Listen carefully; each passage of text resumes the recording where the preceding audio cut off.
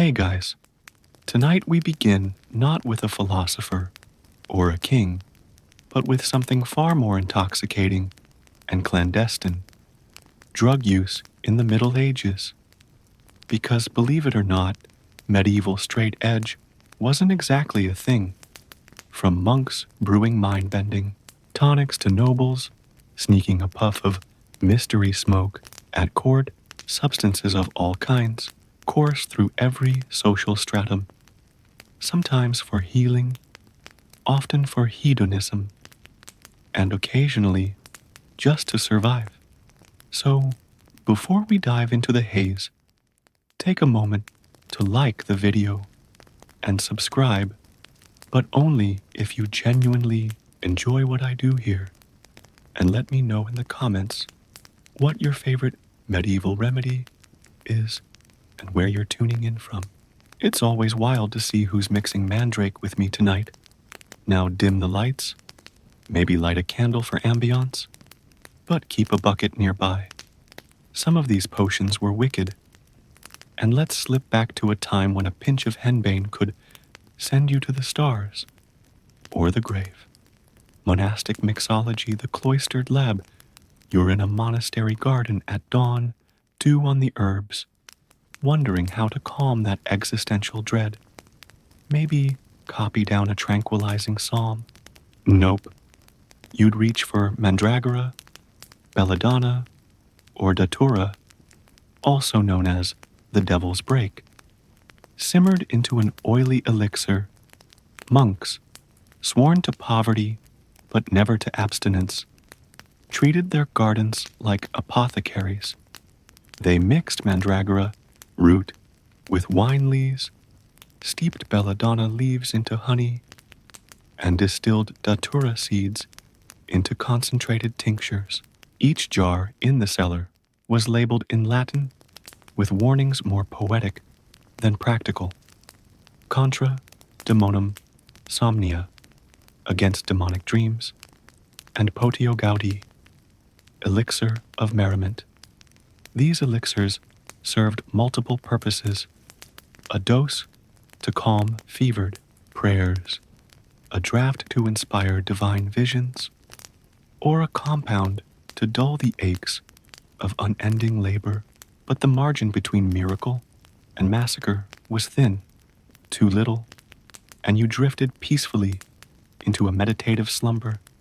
Too much, and you writhed in delirium, hallucinating winged demons dancing around your cell.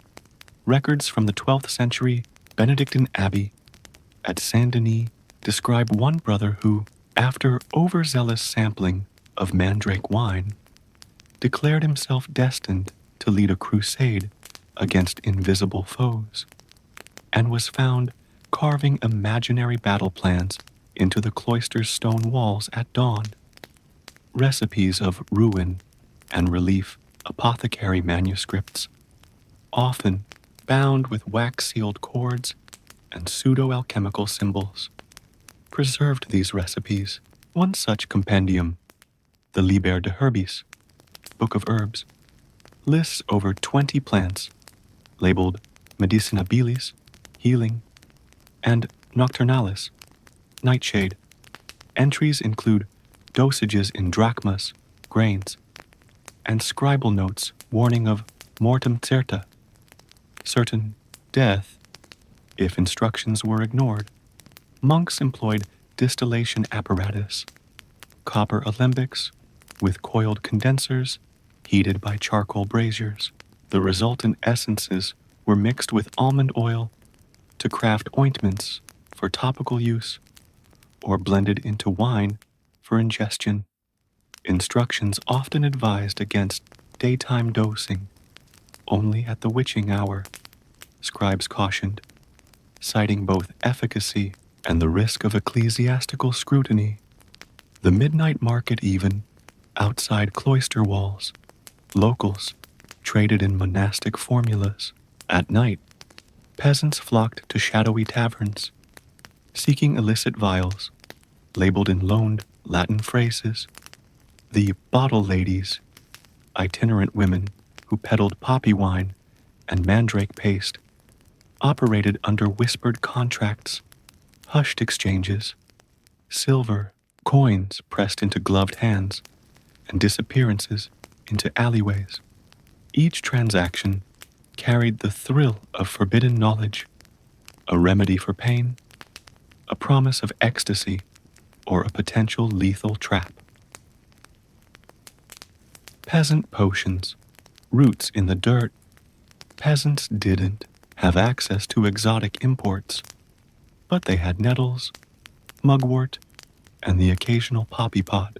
A humble poppy porridge was a folk cure for pain, great for birthing calves, but also known to send diggers directly into dreamland. Granny Tilda's recipe: a handful of crushed poppy seeds, boiled in barley water, sweetened with a spoonful of honey and a pinch of dried mugwort, served warm before bed. Consumers reported vivid dreams, relief from chronic aches, and an occasional unintended nap that lasted days. Hedgerow secrets. During berry season, hedgerows became open-air pharmacies. Sloes, elderberries, and foxglove leaves were gathered under moonlight to avoid sunlight's antidote effect. Foxglove, though prized for harsh ailments, contained digitalis, a poison in higher concentrations. Folk healers learned through trial, error, and unfortunate fatalities. Dogbane-induced tremors, foxglove-induced cardiac arrest, mead of shadows, sleeping mead, honey wine infused with henbane, was a staple at harvest celebrations. Villagers believed it banished pests, soothed aching backs, and inspired merriment. One 14th century Gloucestershire account speaks of a harvest queen too entranced by henbane ale to lead the procession. She instead recited bawdy limericks and convinced the entire hamlet that the harvest spirit had possessed them. Pilgrims and pills, the road to redemption, and relief on pilgrimage to holy sites. Travelers might receive blessed pills, compressed powders of myrrh, saffron, and sometimes opium from roadside shrines. Pop one tablet to dull foot blisters, ease stomach cramps, or hush the noise of accommodation with questionable sanitation. Sacred pharmacists, often lay siblings stationed at abbey gates, sold these purgative pellets, wrapped in parchment, stamped with holy seals. Some believed the seals imbued divine protection, but overdoses led to delirium tremens and impromptu sermons to inanimate roadside crosses, relics and remedies shrines of Saint Remy and Saint Fiacre advertised curative relics. Bones claimed to cure gout, cloth relics said to heal headaches, but also a bundle of powdered plant matter rumored to be mixed with crushed opium poppy. Pilgrims who crushed and ingested these relic-dusted powders reported euphoria, visions of saints, and occasionally public hallucinations that led to miraculous baptisms or arrests by local magistrates. The business of piety, Pilgrim Road inns, featured pilgrim's fare, thin broth, stale bread, and a sachet of healing herbs, often saffron, ginger, and traces of opium. Owners displayed guest registers, marking those who fell ill from adulterated herbs. But sales surged anyway. For a few coins, a weary traveler could trade clarity of mind for momentary bliss, sometimes at the cost of his very sanity. Noble noses and courtly clouds, the scent of power, you're seated in the heart of court, tapestries draped and torches flickering. Nobles brandished ornate scent burners filled with exotic resins, frankincense, myrrh, storax, and sometimes spiked with ground mandrake or poppy. The vapors didn't just perfume the hall, they were a statement, a whiff of authority and otherworldly calm. At King's Council, whispered rumors spoke of a duke who inhaled ambergris snuff before delivering verdicts, claiming it cleared his mind and dulled his conscience.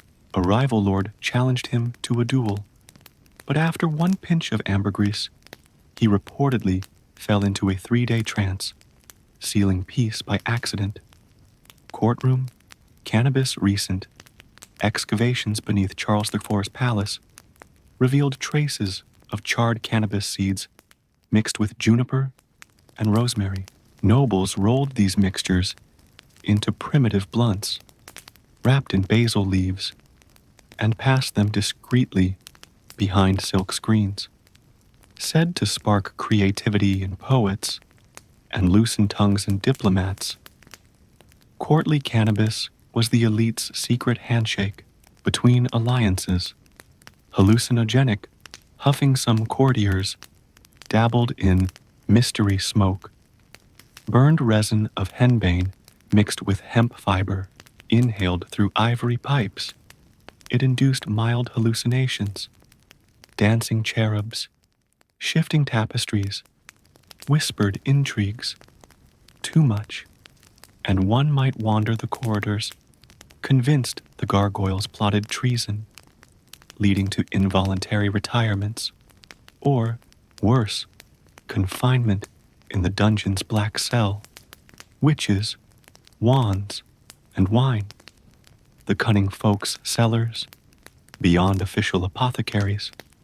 Cunning folk, tagged witches by ecclesiastical courts, brewed witches' wine, a potent blend of white wine, belladonna, henbane, and nightshade berries. A goblet could grant temporary invisibility or irresistible charm, but it could also cause foaming at the mouth and spontaneous gurgling fits.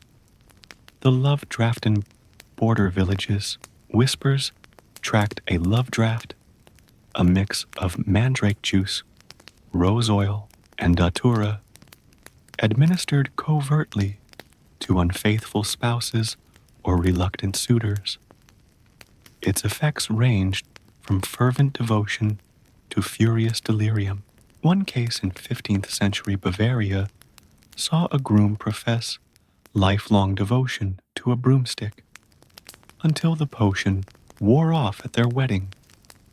Trials of taste witch trials often hinged on the contents of a brew. Accused women were forced to drink their own potions. Immunity was proof of witchcraft, leading to further torture. Meanwhile, those who died from their own brew were lauded as martyrs, if the villagers dared speak of it. Festival, fumes, seasonal, spritzes during midsummer fairs. Townsfolk shared communal steins of spiced ale, infused with poppy straw, hemlock, and nightshade. The stein was passed ring to ring, each sip a gamble. Some reported heightened revelry, impromptu dances, frenzied chanting, and goats stolen for mock coronations. Masked revels and mandrake at carnival season. Participants donned masks dipped in mandrake-infused oil. Rubbing the oil behind the ears was said to grant boldness. Mask wearers spoke truths, sang secrets, and sometimes attacked magistrates in blind bravado, only to have no memory come morning. Pilgrimage of the drunken god every 7th year. Some regions held drunken god processions. Villagers processed with statues of Dionysus-esque saints, chanting and imbibing meads laced with low-dose opium. The procession culminated in a frenzied dance, believed to purify souls and floors. Alchemists and elixirs, the philosopher's filter. You've heard of philosophers pondering truth. Medieval alchemists pondered torpor. In cramped labs beneath city walls, they transmuted base metals and brewed supposed panaceas, filters of gold dust, elixirs claiming eternal vigor, tinctures laced with mercury and arsenic. These brews promise to cure leprosy, banish insanity, and restore youth, but often delivered delirium, organ failure, or luminous hallucinations. Alchemists scrawled arcane instructions. Combine verdigris with honey, steep in vine smoke under a new moon, trusting that heavenly alignments trumped safety. Patrons paid fortunes for a single vial. Some survived, many didn't, but each failure fueled the legend. Death by elixir became a mark of status, a final demonstration of faith in transformation. Lab rats and lead pots their laboratories were hazardous. Lid-lined basins, sulfur-soaked apprentices, and charcoal fires turning flasks into explosive bombs.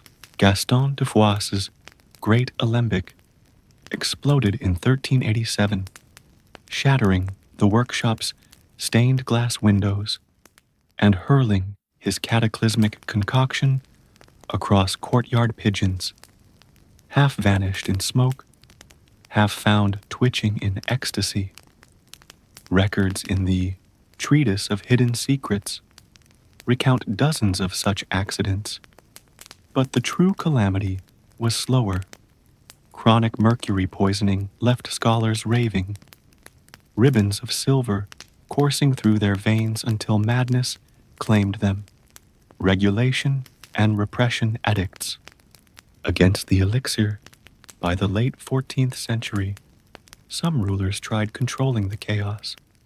King Charles V of France issued edicts banning arsenic and mandrake sales without a royal license. Violators faced public flogging and the confiscation of equipment. Yet black markets thrived. Underground chemists met in catacombs, trading recipes like state secrets. Guilds of the Gilded Vialto impose order. Apothecaries formed guilds under city charters, setting prices, regaling official pharmacopoeias, and policing rogue healers. Membership required tests, identifying 50 herbs in blindfolded trials and demonstrating safe distillation. Those expelled found themselves branded heretics or forced into clandestine practice. Witch hysteria and the herbal web, the crackdown, peaked during witch hunts. Any healer prescribing nightshade. Tinctures risked being dragged to trial. Herbals were burned. Herbalists burned. Yet demand never waned. Whispers of hidden gardens kept the ancient art alive, passed by word of mouth to resistant villagers. Legacy of the lantern apothecaries. Heirlooms, though many recipes died in bonfires or dissolved in alembic vapors, traces survived. Apothecary jars with Latin inscriptions turned up in Renaissance cabinets of curiosity. Scribal copies of the Liber de Herbis formed the backbone of early printed pharmacopoeias, seeding the fields of chemistry and medicine. Dreams of the devil and the dawn of science, the delirium of mandrake, and the madness of mercury spurred questions. What if substances could be isolated, dosed, understood? These failures birthed curiosity. Paracelsus built upon monastic recipes to advocate dosage control, fathering toxicology, the boundary between poison and remedy. was no longer mystic, but measurable. Cultural reverberations, marginalia, in manuscripts reveal corridors scrawled with psychedelic visions. Some of the earliest examples of art therapy. Ballads sung by peasant bands echoed tales of henbane hallucinations. Court poets composed sonnets about ambergris-induced dreams. These echoes permeated literature and art, inspiring Shakespearean references to Mandrake and the opium-addled laments of romantic poets. Centuries later, wrap up, Dancing with Demons and Dawn, so there you have it. A dive into medieval drug culture, from monastic tinctures to courtly clouds, from peasant porridge to alchemical madness, and from royal edicts to apothecary evolutions. Medieval substance use was grim and glamorous, lethal and liberating. It shaped the trajectory of medicine, chemistry, and culture. Next time you settle for a measured capsule, remember the monks, peasants, alchemists, and courtiers who gambled their bodies, and sometimes their souls, on the power of plants and potions. If you've enjoyed this subterranean excursion into history's hazy margins, hit that like button, subscribe for more deep dives, and tell me in the comments, which medieval concoction would you confront, and which would you avoid at all costs? Until next time, keep your lantern lit, your apothecary jars sealed, and your sense of wonder alive, because history's most potent elixirs often come with a side of danger, oval noses and courtly clouds. The scent of power, you're seated in the heart of court, tapestries draped and torches flickering. Nobles brandished ornate scent burners filled with exotic resins, frankincense, myrrh, storax, and sometimes spiked with ground mandrake or poppy. The vapors didn't just perfume the hall, they were a statement, a whiff of authority and otherworldly calm. At King's Council, whispered rumors spoke of a duke who inhaled ambergris snuff before delivering verdicts, claiming it cleared his mind and dulled his conscience. A rival lord challenged him to a duel, but after one pinch of ambergris, he reportedly fell into a 3-day trance, sealing peace by accident. Courtroom, cannabis recent. Excavations beneath Charles IV's palace revealed traces of charred cannabis seeds mixed with juniper and rosemary. Nobles rolled these mixtures into primitive blunts, wrapped in basil leaves, and passed them discreetly behind silk screens. Said to spark creativity in poets and loosen tongues in diplomats, courtly cannabis was the elite's secret handshake between alliances. Hallucinogenic huffing some courtiers dabbled in mystery smoke.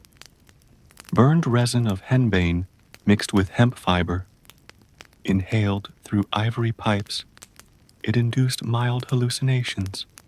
Dancing cherubs, shifting tapestries, whispered intrigues. Too much, and one might wander the corridors, convinced the gargoyles plotted treason, leading to involuntary retirements or, worse, confinement in the dungeon's black cell. Witches, wands, and wine the cunning folks, cellars beyond, official apothecaries, cunning folk, tagged witches by ecclesiastical courts, brewed witches' wine, a potent blend of white wine, belladonna, henbane, and nightshade berries. A goblet could grant temporary invisibility or irresistible charm, but it could also cause foaming at the mouth and spontaneous gurgling fits. The love draft in border villages Whispers tracked a love draught, a mix of mandrake juice, rose oil, and datura, administered covertly to unfaithful spouses or reluctant suitors. Its effects ranged from fervent devotion to furious delirium. One case in 15th century Bavaria saw a groom profess lifelong devotion to a broomstick until the potion wore off at their wedding. Trials of taste witch trials often hinged on the contents of a brew. Accused women were forced to drink their own potions. Immunity was proof of witchcraft, leading to further torture. Meanwhile, those who died from their own brew were lauded as martyrs, if the villagers dared speak of it. Festival, fumes, seasonal, spritzes. During midsummer fairs, townsfolk shared communal steins of spiced ale, infused with poppy straw, hemlock, and nightshade. The stein was passed ring to ring, each sip a gamble. Some reported heightened revelry, impromptu dances, frenzied chanting, and goats stolen for mock coronations. Masked revels in Mandrakeet, carnival season. Participants donned masks dipped in mandrake-infused oil.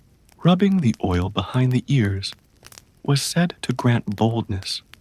Mask wearers spoke truths, sang secrets, and sometimes attacked magistrates in blind bravado, only to have no memory come morning. Pilgrimage of the drunken god every 7th year. Some regions held drunken god processions. Villagers processed with statues of Dionysus-esque saints, chanting and imbibing meads laced with low-dose opium. The procession culminated in a frenzied dance, believed to purify souls and floors. Alchemists and elixirs, the philosopher's filter. You've heard of philosophers pondering truth. Medieval alchemists pondered torpor in cramped labs beneath city walls. They transmuted base metals and brewed supposed panaceas, filters of gold dust, elixirs claiming eternal vigor, tinctures laced with mercury and arsenic. These brews promise to cure leprosy, banish insanity, and restore youth, but often delivered delirium, organ failure, or luminous hallucinations. Alchemists scrawled arcane instructions, combine verdigris with honey, steep in vine smoke under a new moon, trusting that heavenly alignments trumped safety. Patrons paid fortunes for a single vial. Some survived, many didn't, but each failure fueled the legend. Death by elixir became a mark of status, a final demonstration of faith in transformation. Lab rats and lead pots their laboratories were hazardous. Lead-lined basins, sulfur-soaked, apprentices, and charcoal fires turning flasks into explosive bombs. Gaston de Foix's great alembic exploded in 1387, shattering the workshop's stained glass windows and hurling his cataclysmic concoction across courtyard pigeons, half vanished in smoke, half found twitching in ecstasy. Records in the Treatise of Hidden Secrets recount dozens of such accidents, but the true calamity was slower.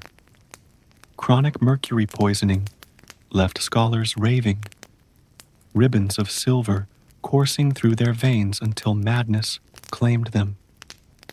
Regulation and repression edicts against the elixir bee. The late 14th century, some rulers tried controlling the chaos. King Charles V of France issued edicts banning arsenic and mandrake sales without a royal license. Violators faced public flogging. and the confiscation of equipment. Yet black markets thrived. Underground chemists met in catacombs, trading recipes like state secrets. Guilds of the Gilded Vialto impose order. Apothecaries formed guilds under city charters, setting prices, regaling official pharmacopoeias, and policing rogue healers. Membership required tests, identifying 50 herbs in blindfolded trials and demonstrating safe distillation. Those expelled found themselves branded heretics or forced into clandestine practice. Witch hysteria and the herbal web, the crackdown, peaked during witch hunts. Any healer prescribing nightshade tinctures risked being dragged to trial. Herbals were burned. Herbalists burned. Yet demand never waned. Whispers of hidden gardens kept the ancient art alive, passed by word of mouth to resistant villagers. Legacy of the lantern, apothecaries' heirlooms, though many recipes died in bonfires or dissolved in alembic vapors, traces survived. Apothecary jars with Latin inscriptions turned up in Renaissance cabinets of curiosity. Scribal copies of the Libris de Herbis formed the backbone of early printed pharmacopoeias, seeding the fields of chemistry and medicine. Dreams of the devil and the dawn of science, the delirium of mandrake, and the madness of mercury spurred questions. What if substances could be isolated, dosed, understood? These failures birthed curiosity. Paracelsus built upon monastic recipes to advocate dosage control, fathering toxicology. The boundary between poison and remedy was no longer mystic, but measurable. Cultural reverberations, marginalia in manuscripts, reveal corridors scrawled with psychedelic visions. Some of the earliest examples of art therapy. Ballads sung by peasant bands echoed tales of henbane hallucinations. Court poets composed sonnets about ambergris-induced dreams. These echoes permeated literature and art, inspiring Shakespearean references to mandrake and the opium-addled laments of romantic poets. Centuries later, Dancing with Demons and Dawn, so there you have it. A dive into medieval drug culture, from monastic tinctures to courtly clouds, from peasant porridge to alchemical madness, and from royal edicts to apothecary evolutions. Medieval substance use was grim and glamorous, lethal and liberating. It shaped the trajectory of medicine, chemistry, and culture. Next time you settle for a measured capsule, remember the monks, peasants, alchemists, and courtiers who gambled their bodies and sometimes their souls on the power of plants and potions. If you've enjoyed this subterranean excursion into history's hazy margins, hit that like button, subscribe for more deep dives, and tell me in the comments, which medieval concoction would you confront, and which would you avoid at all costs? Until next time, keep your lantern lit, your apothecary jars sealed, and your sense of wonder alive, because history's most potent elixirs often come with a side of danger, estilent potions and plague, palliatives, the Black Death's bitter broughahs. The plague swept across Europe in 1348. Fear overshadowed even the darkest nights. Physicians and apothecaries scrambled to concoct anything that might ward off the miasma. Recipes in the infamous Pistoia plague manuscript proposed a lethal cocktail, equal parts vinegar, crushed garlic, and bruised wormwood, macerated Under the noonday sun, one Florentine apothecary, Gualtieri di Baggio, distributed his vinum sanitatis, a spiced wine steeped with rue leaves, and a tincture of opium poppy. Drinkers reported a warm buzz and diminished coughs, though records hint many perished within hours, leading to rumors that the wine carried its own contagion. Smoke in the snail shell, a peculiar Venetian remedy, involved inhaling smoke through polished snail shells, dried lavender, mugwort, and cannabis flicked with heated iron filings. Victims of plague took turns breathing the aromatic fumes, hoping the scent would cleanse their lungs. Some claimed relief from chills. Others insisted the snail shell amplified hallucinations, making them dream of azure seas and distant homelands. Physicians' prescription: laudanums riceas. Papal physicians documented patient casebooks. Opium preparations gained prestige. Laudanum, opium dissolved in wine, emerged as the plague's go-to sedative. Doctors dosed in mouthfuls, advising 3 sips before dusk to quell fevered deliriums. Ironically, opiate addiction stories surface in 14th century journals, a grim testament to humanity's penchant for self-medication, even amid catastrophe, mysticism, and medicine. Astrological apothecaries, medieval healers, consulted moon charts and zodiac guides before harvesting any herb. Mandrake root, believed to grow only under a full moon, was said to carry lunar magic. Pickers sang hymns to the moon goddess, then dug roots at midnight by candlelight, lest the roots scream kill the unwary. Saintly smoke, incense as exorcism and elixir. The church-sanctioned use of incense served dual purposes: to ward off demons during exorcisms and to calm congregations with gentle narcotic effects. Recipes for exorcista sancta blended frankincense with cloves, opium poppy seeds, and a hint of saffron. Used in caution at high mass, the fragrance soothed nerves and occasionally led to collective swoons described in cathedral annals, dream oracles, and Datura Herringson. Some abbeys, dream incubation became medical practice. Novices consumed datura-laced herrings before sleeping in sanctified chapels. Physicians interpreted fevered visions as divine diagnoses. A vision of a bleeding lamb could signify blood poisoning. A dancing deer meant a trapped spirit in the liver.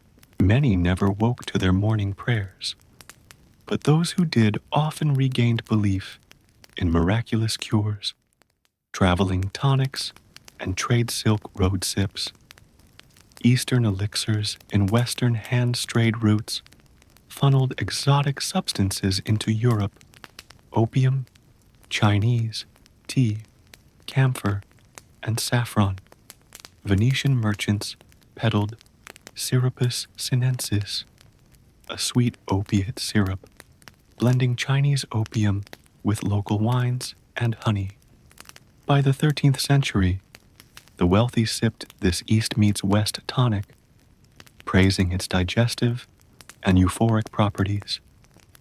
Caravan cures, desert distillates crusader.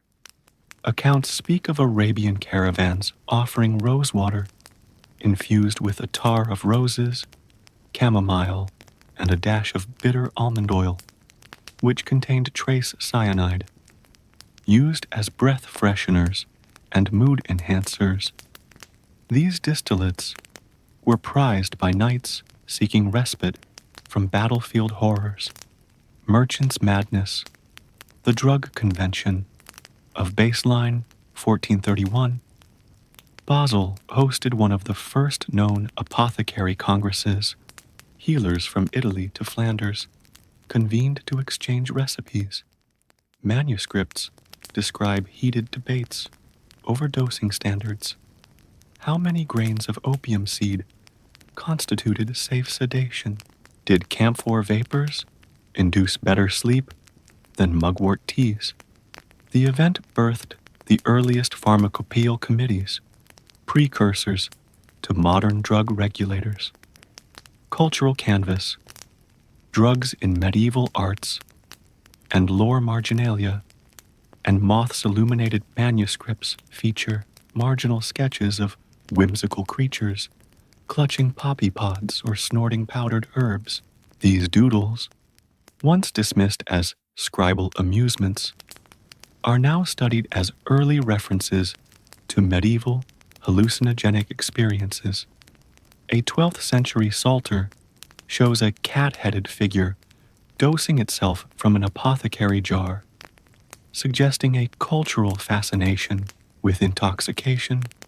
Ballads of the belladonna, bard traveling minstrels, composed ballads around love potions and deadly brews. One popular refrain warns, belladonna's kiss is death's embrace. Sip with care, lest shadows trace. These songs spread cautionary tales, blending entertainment with herbal lore, courtly sonnets, and the opium. Dream-late medieval poets penned odes to the opium dream, lauding its power to untether the soul from earthly woes. References to Papaver's Velvet Night appear in works across France and England, indicating that even among the literate elite, opiate reverie was both muse and malady. Social stratification and substance, noble excess versus peasant pragmatism. While nobles indulged in ambergris snuffs and mandrake perfumes for status and sensation, peasants stuck to poppy porridges and nettle decoctions, driven as much by necessity as by desire. The gap between lethal luxury and functional folk remedy underscores the era's class divides. Guild regulations and underground economies as official apothecaries policed the sale of costly imports. Underground networks persisted. Peasant midwives clandestinely sold small vials of nightshade tincture to neighbors, while black market traders smuggled Indian opium into European ports. Gendered drugs, women, and the weird arts women, barred from formal guilds, dominated the clandestine trade. Herbalists, midwives, and cunning folk, often labeled witches, managed secret herb gardens. Their knowledge of wombwort, pennyroyal, and blue cohosh gave them control over fertility and miscarriage, positioning them as both healers and targets of persecution. Echoes beyond the Middle Ages, the dawn of print, and the spread of pharmacopoeia. With the advent of Gutenberg's press in the mid-15th century, herbals and medical texts flooded Europe. Recipes, once whispered in cloister cells, now appeared in printed compendia. The Herbarius of 1484 listed over 100 substances, standardized dosages, and woodcut illustrations depicting poppy heads, mandrake figures, and distillation apparatus. This democratization of knowledge fueled both cures and abuses. Every barber surgeon, apothecary, and curious layman could now access the same recipes that once required church approval. The Paracelsian paradigm, Shift Paracelsus, 1493-1541, challenged Galenic orthodoxy, advocating that all substances are poisons. Only the dose makes the remedy. Building upon medieval tinctures, he isolated mineral salts, distilled ethanolic extracts, and published the Opus Paramirum, which moved alchemy toward chemistry. His emphasis on quantifiable dosage and empirical testing laid the groundwork for modern pharmacology. Cultural and colonial currencies in opium, American tobacco, and African mandragora variants entered European markets through colonial trade. Tobacco smoking became fashionable from the 16th century onward, displacing many earlier practices with new rituals and addictions. Meanwhile, colonial botanists cataloged native remedies, cinchona bark for fevers, ipecac for dysentery, integrating them into European pharmacopoeias, often with little credit to indigenous knowledge. Legal evolution and the seeds of regulation. By the 17th century, governments enacted more precise regulations. The London College of Physicians gained authority to inspect apothecary shops, seize adulterated drugs, and license practitioners. Similar bodies formed in Paris and Amsterdam. These institutions, descendants of medieval guilds, began systematic testing, labeling requirements, and sanctions, early forms of modern drug control. Legacy in literature, art, and modern medicine. Shakespeare referenced mandrake, opium, and hemlock in his plays. Painters like Bosch depicted nightmarish visions reminiscent of ergotism and hallucinogenic experiences. In the 18th and 19th centuries, romantic poets like Keats and Shelley echoed medieval motifs of mandrake madness. Even today, anesthetics like scopolamine and atropine trace their lineage to medieval nightshades. Conclusion: the alchemical thread. Through time, the Middle Ages forged an alchemical thread that wove through Renaissance curiosity, colonial exchanges, and Enlightenment empiricism, culminating in modern pharmacology. Each vial, tincture, and elixir of medieval origin carries echoes of both cure and curse, reminding us that the story of medicine is inseparable from the story of human risk, innovation, and wonder. Regional elixirs and local traditions. Iberian infusions. Moorish medicine meets Christian herbals. Al-Andalus. Apothecaries in the sun-drenched cities of Al-Andalus. Physicians trained in Cordoba's great library blended Greek, Arabic, and Roman traditions. They distilled roses and orange blossoms into fragrant waters, infused with opiate-laced almond oil. Aqua rosarum, touted as both refreshment and soporific, was served in marble courtyards to noble families battling fevers and melancholy. Records describe caliphs sipping these waters under citrus trees, noting both revived spirits and blurred senses. Christian contras, reconquest remedies. As Christian kingdoms advanced south, monasteries adapted Moorish techniques. Benedictine scribes copied Arabic texts, adding local thyme, lavender, and pilgrim-sourced Spanish saffron.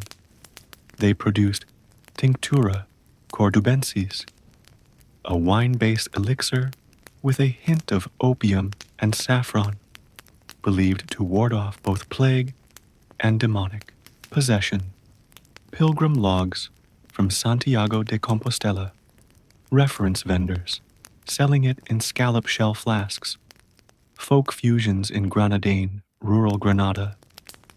Herbalists blended prickly pear fruit with poppy stalk infusions, creating a gritty syrup for coughs. Anthropological records suggest a popularity so high that mule caravans paused mid-journey to to trade for fresh batches, attesting to poppy's entrenched role in local folk medicine.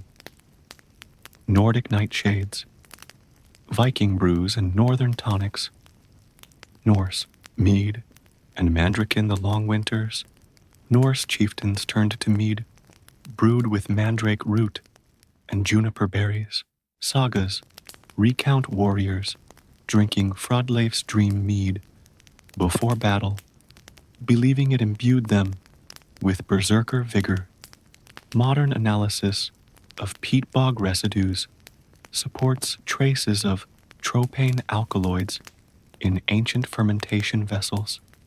Sami, shamanic, smoke among the Sami of Lapland.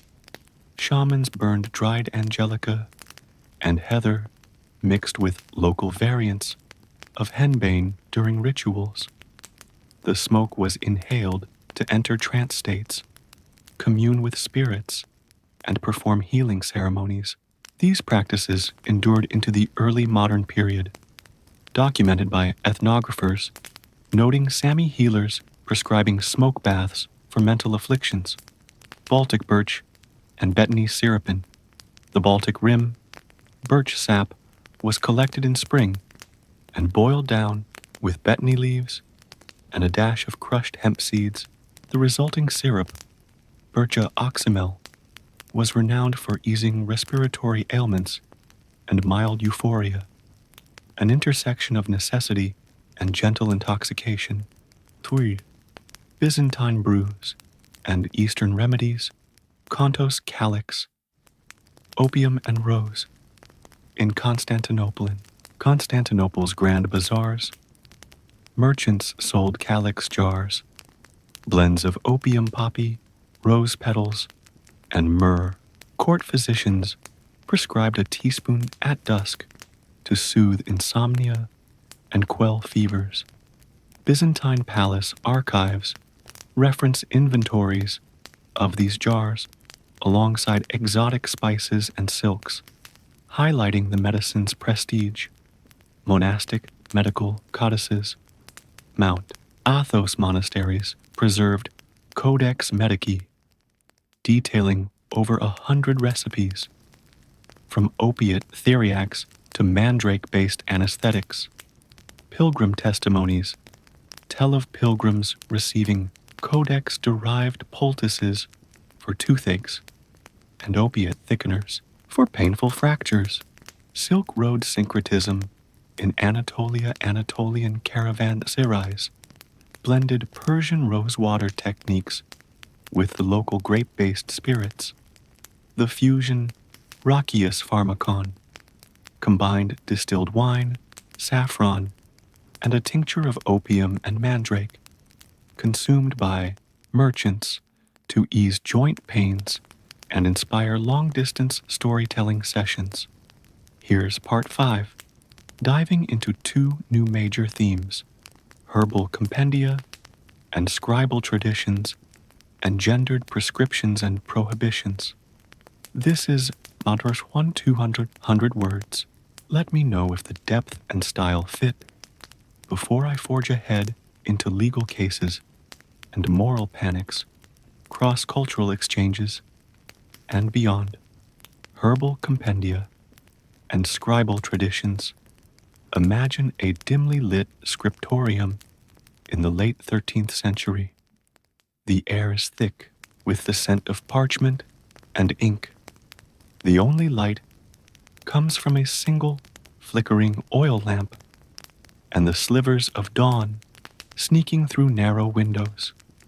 Here sits Brother Hilarion, eyes squinting behind crude spectacles, meticulously copying from a worn exemplar of the Materia Medica by Dioscorides. But he isn't just transcribing words. He's illustrating each entry with vibrant marginalia, curled mandrake roots, belladonna leaves dripping with black sap, and poppy pods spilling papery seeds. These compendia weren't mere herbal catalogs.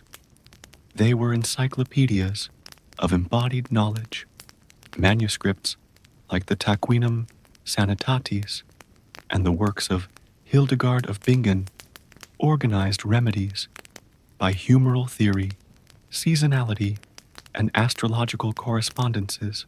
If Mars rode high in the sky, you'd avoid hot herbs like saffron and opt instead for cooling chamomile. If Venus smiled, you might favor rosewater infused with laudanum. But copying was a creative act.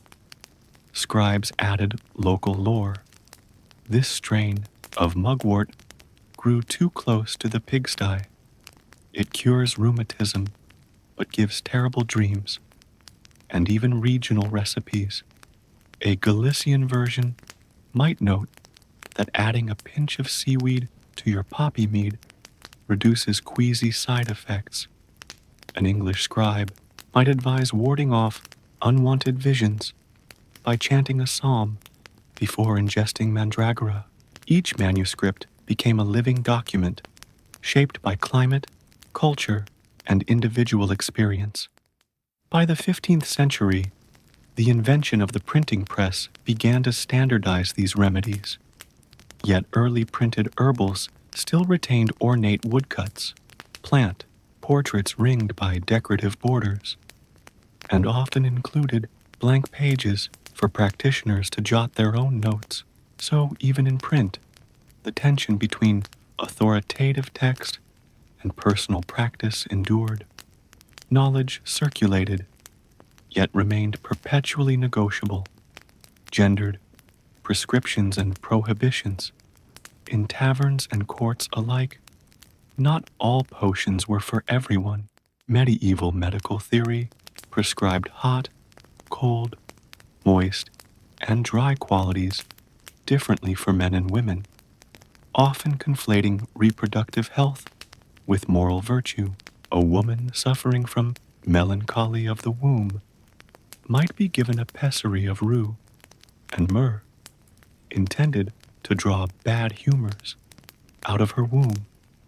But the same mixture could be denounced as a potential abortifacient if she wasn't properly under her husband's authority. Midwives and cunning women were key transmitters of women's remedies. Their notebooks, when they survived inquisitorial searches, reveal complex recipes for labor-inducing teas: nettle leaf, raspberry leaf, a dash of crushed myrtle, and poultices to ease postpartum pains: poppy flower, boiled heather, wine vinegar. Yet these same ingredients could be slammed as witchcraft if a childbirth went awry. The line between healing and heresy was dangerously thin. Men's ailments, gout, melancholy, impotency, came with their own pharmacopoeia. A knight complaining of coldness in the loins might be prescribed powdered oak gall mixed with strong ale, or a fumigation of juniper and rosemary under his bedclothes. But a woman using those same smokes to soothe menstrual cramps would risk gossip that she was dabbling in sorcery. Legal statutes often reflected these biases. Town ordinances in late medieval France banned women from selling pills that stir the passions, but made no mention of apothecaries, mail-run shops, peddling laudanum-laced cordials to recruiting soldiers. Ecclesiastical courts prosecuted a handful of women each century for poisoning husbands, yet male physicians prescribing hemlock for headaches went unremarked. Legal cases and moral panics. Imagine the echoing halls of the medieval Palais de Dieu Justice in Montpellier, where in 1465 a scandal erupted that would be whispered about for generations. Wealthy merchants and noble patrons were accused of poisoning one another with mysterious sleeping draughts and passion elixirs. Word spread that certain apothecaries were mixing datura with belladonna and selling it as a cure for melancholy, only for the buyer to collapse into fevered delirium. A handful of urban guilds, alarmed at the damage to their reputations, petitioned the king. Royal physicians launched investigations. Witnesses, some half-crazed from ingesting suspect potions, testified that one elixir of forgetfulness left them convinced they'd danced naked with woodland spirits under a blood moon. Apothecary shops were raided. Jars of dark resins and bone powder were spilled before magistrates.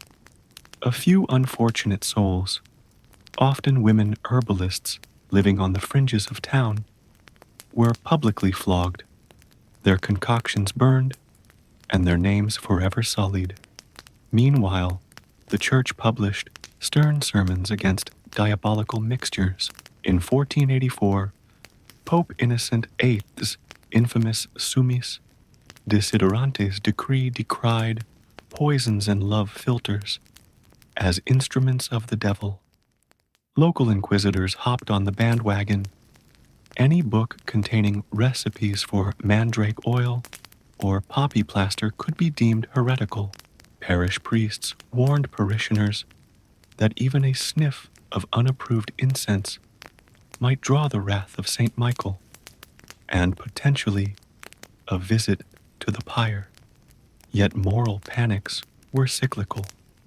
A generation later, as famine spread across Europe, these same substances were repurposed as indispensable tools for survival. A bit of opium to silence the cries of a dying child, a sip of laudanum to dull the pangs of hunger. The authorities, stretched thin, found it easier to turn a blind eye. Laws on the books remained, but in practice, enforcement was sporadic, bribery common, and apothecaries continued selling their wares behind closed shutters. Cross-cultural exchanges follow the caravan trails to a sun-baked Venetian port in the early 14th century. Spices, silks, and scrolls crowd the docks, and among them, small leather sacks of opium, hemp seeds, and resinous Indian pitch, what we now call hashish. Venetian merchants, ever daring, smuggled these exotic substances into Europe bundled with cloves and cinnamon. Doctors in Padua and Bologna studied Arabic medical texts, Avicenna's Canon of Medicine, what he called the great elixir of life, and marveled at recipes for morphine-like extracts derived from poppy. Back in Dapdel-sur Paris, the Sorbonne's deans sobered at reports that students were sniffing imported henbane to sharpen their logic during disputations. In Seville, apothecaries began listing cannabis hispanica alongside local herbs. Recipes crossed borders. A Spanish courtier's manual advised mixing wine with cannabis tincture to ease gout. An English surgeon's handbook cautioned that ingestion might cause visions of hellfire if taken without fasting, and then promptly prescribed it for insomnia. Beyond Europe, Norse traders brought back Scandinavian barmaid's beer spiked with mugwort and reindeer lichen, allegedly inducing prophetic dreams. The Baltic Sea became a conduit for northern plant lore. Sami shamans' rituals with fly agaric mushrooms filtered into German folk medicine, and snowmelt infusions of hen-of-the-woods fungi found their way into Bohemian apothecaries. By the late 15th century, the Age of Discovery supercharged these exchanges. Spanish explorers in the New World encountered tobacco in Taino rituals, a sacred leaf smoked to invoke ancestral spirits. They brought back pipes and Indian tobacco to Seville, where it was deemed both a remedy for headaches and a social novelty. Within decades, courts across Europe were writing edicts to ban public smoking, yet the habit only grew stronger, its popularity fueled by curiosity and the lucrative tobacco trade. Urban versus rural divergences step off the cobblestones of London's busy Clink Street and wander into the surrounding Kentish countryside.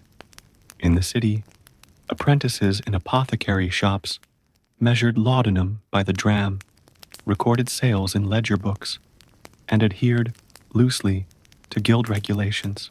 They curated exotic bottles, aqua vitae, laced with opium, syrups of mandragora, and distilled waters of nightshade. Outside the walls, peasants relied on oral tradition. They didn't consult printed herbals. Instead, they knew which hedgerows harbored pain-easing plantain, which willow bark tea could quiet a fever, and which mushrooms would whisper madness if boiled into broth. Their remedies varied from village to village. In one hamlet, elder women taught that a slap of nettle juice on stiff joints would restore motion.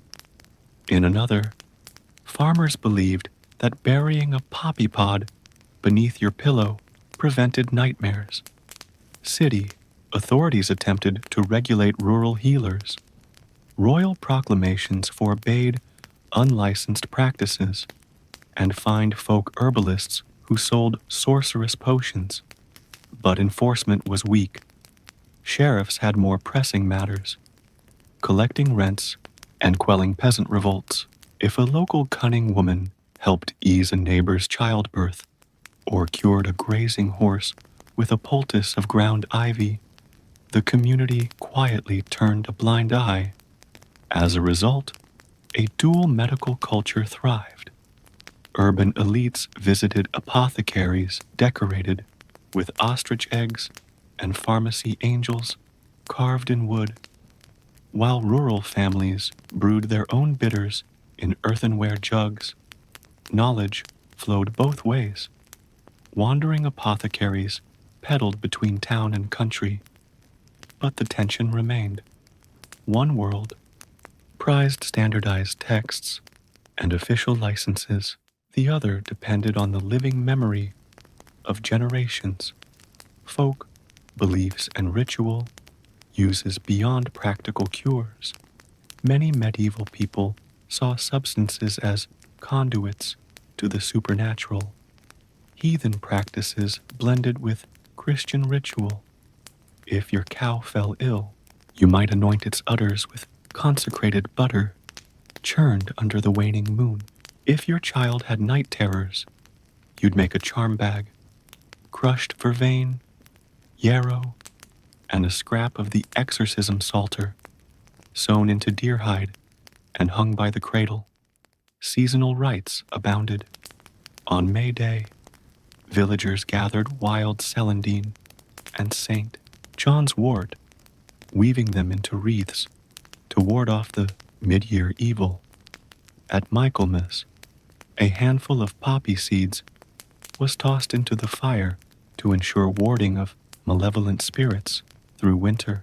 Folk magic books, once oral secrets, were sometimes written down in code, with recipes for dragon's blood ink to inscribe protective symbols on doorposts.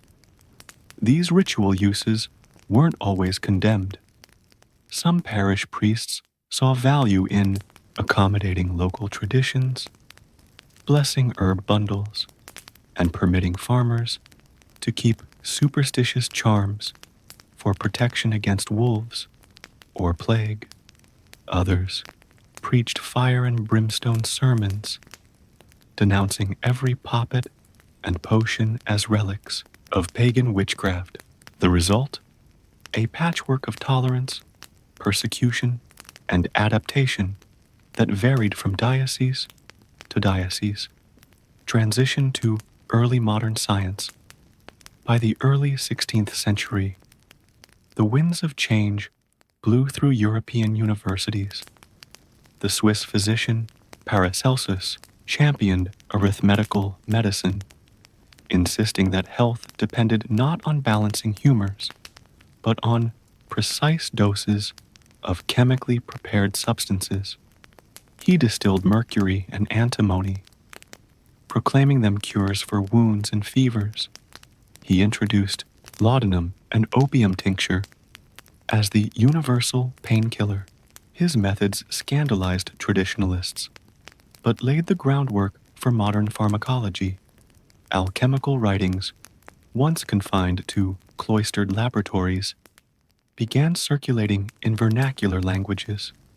Printers in Strasbourg cranked out manuals on distillation, apparatus, alembics, retorts, and balneums, all necessary for extracting the quintessence of a plant.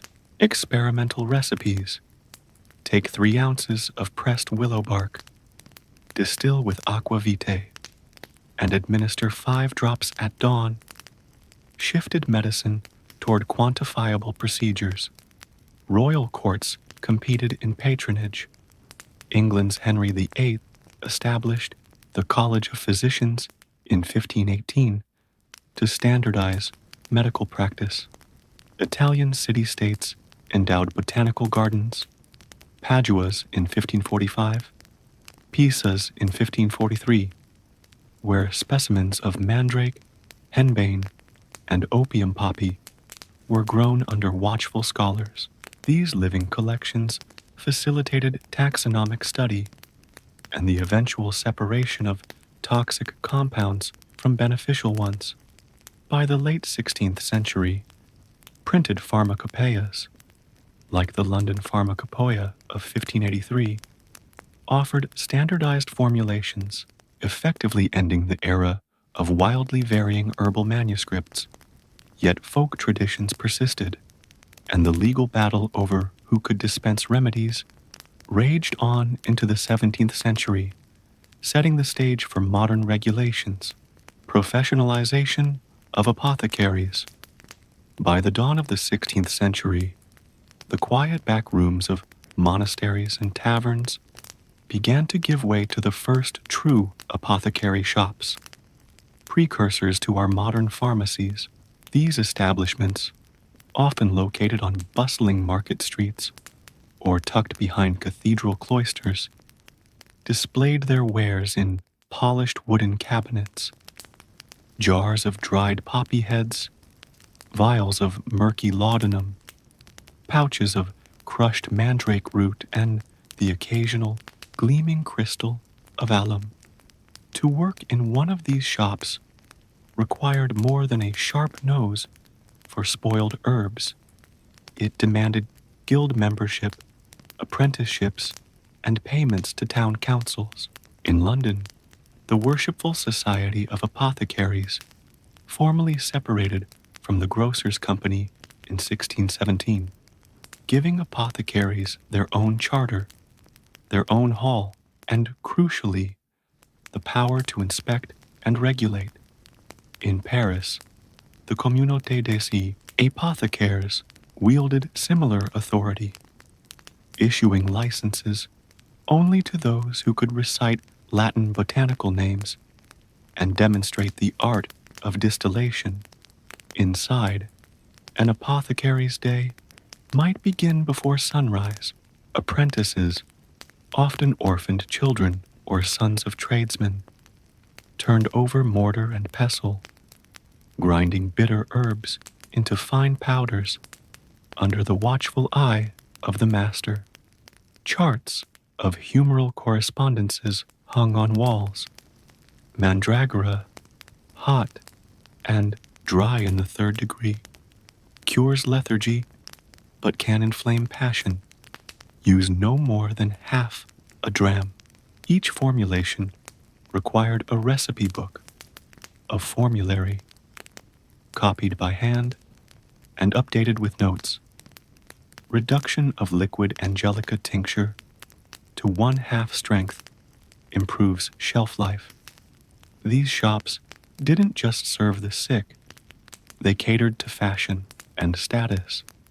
Wealthy patrons commissioned perfumed waters, eau de rose hallucinée, laced with trace opiates, throat lozenges imported from Italy, and hair tonics promising youthful curls through repeated applications of rosemary distillate.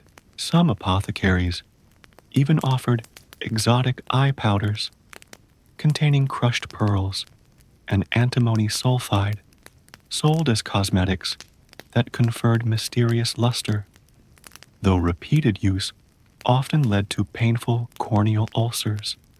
Emergence of quackery and advertising. Where there's profit, there will always be charlatans, and medieval apothecaries were no exception. Outside the licensed shops, medicine peddlers roamed fairs and pilgrimage routes, hawking quack nostrums with loud cries and brazen promises. Try my sovereign balm, cures gout and promotes love. Their wares arrived in labeled tin boxes or carved wooden caskets, adorned with painted dragons, fairies, or the occasional plague doctor mask. These traveling vendors mastered a crude form of early advertising. They distributed broadsheets printed with woodcut illustrations, depicting sufferers magically restored by a single dose of Dr. Marcellus's Phoenix elixir. Town criers read out the testimonials. Lady Beatrice slept for 3 nights without stirring. Sir Reginald's gout vanished overnight.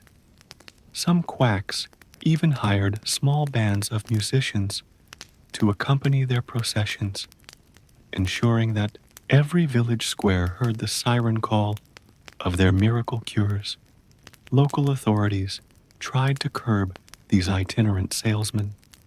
Edicts forbade unlicensed medicine selling within city walls, and fines were levied on anyone caught importing pestilent powders.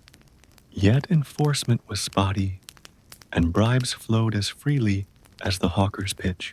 In many regions, peddlers simply shifted to neighboring jurisdictions with laxer rules, so one town's plague cure might appear next week as another's blood-purifying panacea.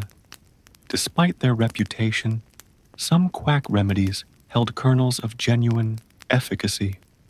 A potion, marketed as elixir of eternal youth, might contain small amounts of antimonial wine, which, though toxic in large doses, could induce sweating and a temporary sense of lightness. Gullible though many were, the line between fraud and plausible medical experiment remained blurred at best. Scientific revolutions in pharmacy. The mid-17th century ushered in a wave of empirical inquiry that would forever change how substances were understood and applied, driven by the founding of institutions like the Royal Society in London, 1660, and the Académie Royale des Sciences. In Paris, 1666, scholars began to question centuries-old humoral theory and prioritize direct observation. Chemists, no longer content to mix herbs by sight and scent alone, introduced rudimentary quantitative methods.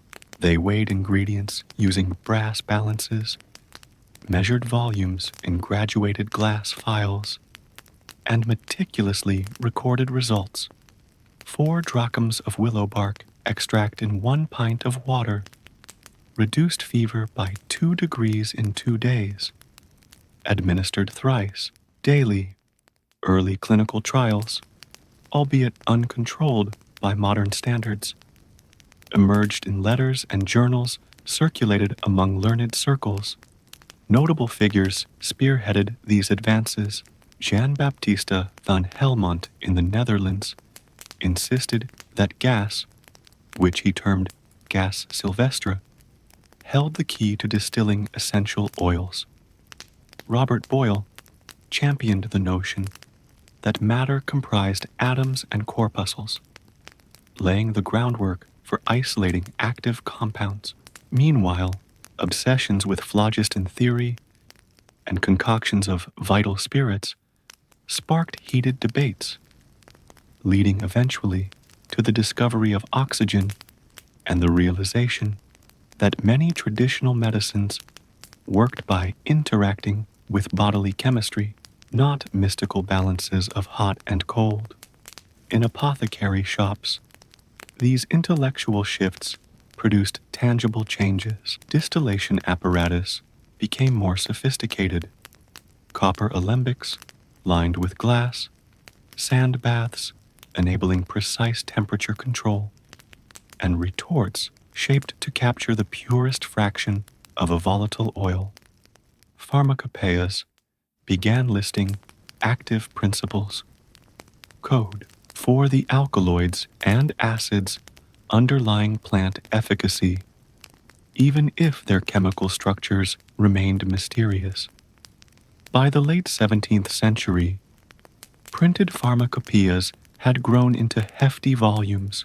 The Pharmacopoeia Londinensis expanded from a few dozen entries to hundreds, cross-referenced by Latin, Greek, and emerging vernacular names. Readers found detailed guidelines for tincturing, maceration, trituration, and evaporation, transforming apothecaries into proto-chemists.